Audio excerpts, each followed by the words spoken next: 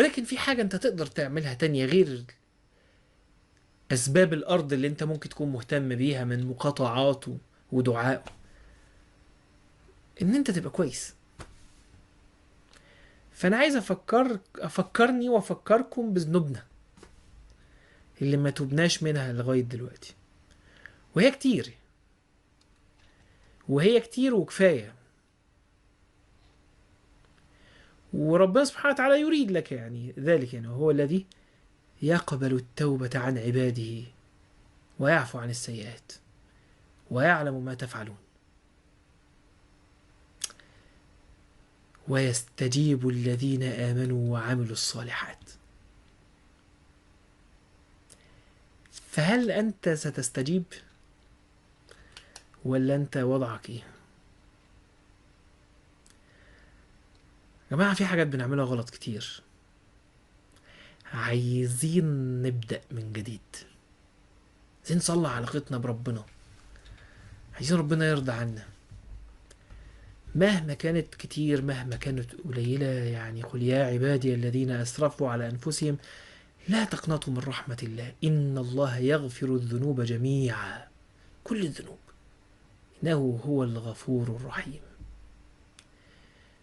وليس مجرد أن تقول أنا أريد أن أتوب بس، لا، يعني شوف الآية اللي بعدها بتقول لك إيه، وأنيبوا، تحرك، وأنيبوا إلى ربكم.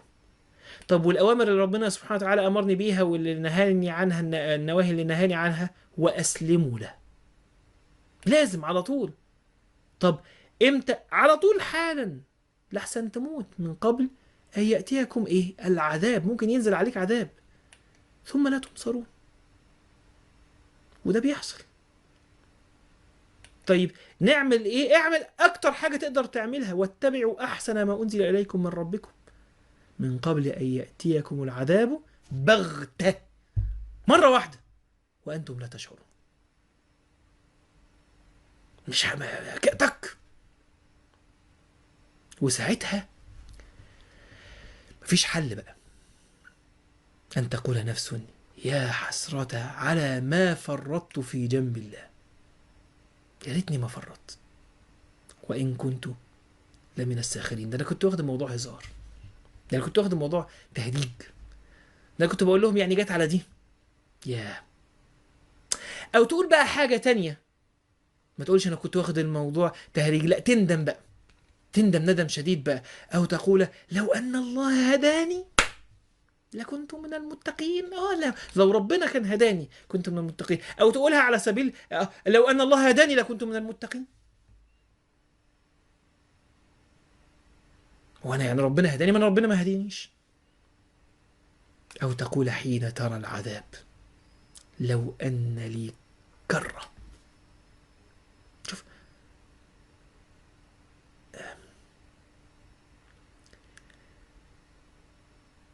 بعض الفرص لن يتكرر مهما حدث، وفي كل نفس فرصة لن تتكرر مهما حدث. في كل لحظة انت بتعيشها فرصة ان انت تتوب وترجع وتصلح اللي بينك وبين ربنا، لن تتكرر مهما حدث. فخد القرار دلوقتي، الله يحب ان تتوب، تب قبل ان تمر هذه الفرصة. او تقول حين ترى العذاب، ودي هتتقال بصعوبة، لو ان لي كرة فاكون من المحسنين. شوف ساعتها لما هيتمنى يبقى احسن حاجة، مش بس ان هو ياخد خطوة. ويتقال له بلى كذاب، قد جاءتك آياتي فكذبت بها واستكبرت وكنت من الكافرين. انت ما عملتش كده. ويوم القيامة ترى الذين كذبوا على الله وجوههم مسودة.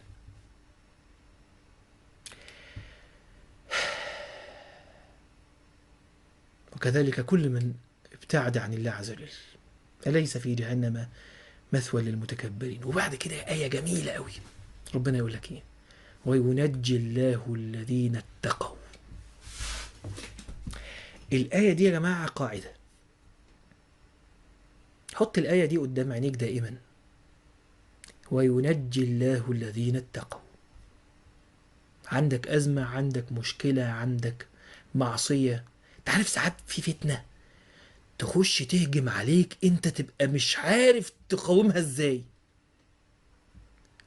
تبقى مش عارف تجيبها من انه حتة، مش عارف هتواجهها ازاي وهتواجه نفسك ازاي. انا ما عنديش يعني يا رب دي فتنة كبيرة. بس انت لو كنت من قبلها قدمت وحالك مع ربنا كويس وكنت من المتقين، ربنا ينجيك. وينجي الله الذين اتقوا. وشوف ربنا بيقول لك ايه، بمفازتهم لا يمسهم السوء ولا هم يحزنون. انت محتاج ان انت تصلح اللي بينك وبين ربنا، والله والله العظيم. بص انا بكلمك زي والدك، زي اخوك، زي اي حد انت تعرفه حريص عليك وبيحبك. اقسم بالله انت محتاج ان انت تصلح اللي بينك وبين ربنا الان، الان. وافتكر الان دي، لان شوية ومش بس هقول لك ممكن تلقى الله عز وجل وتموت، وإن كان ده ممكن، ولكن ممكن يحصل حاجة جديدة جدا، وهو إنك تعيش بس قلبك يتقفل من ناحية التوبة. تبقى بعد كده تعيش عمرك كله وتعيشي عمرك كله لغاية ما تكبر وتهكع وتعجز وتبقي ست عجوزة كده اهو، ومش عايزين تتوبوا. فقبل ما نوصل لده، تعالوا نتوب دلوقتي.